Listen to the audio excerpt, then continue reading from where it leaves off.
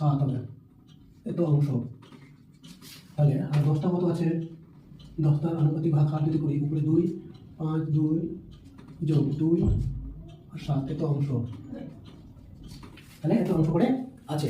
তাহলে 28, এখানে কি বলছে? 28 কিগ্রার মধ্যে।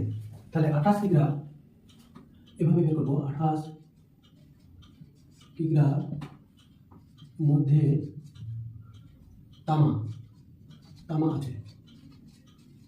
তামাটা বের করবো 28 কিগ্রার মধ্যে। তাহলে তামা কত আছে? 5, 5 নিচে 28। তাহলে 4 7 28, 4 5 20 কিগ্রা।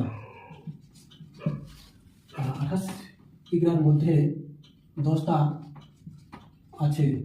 ভাগারটা কত? উপরে 2 নিচে 7, 4 7 28, 4 2 8 কিগ্রা।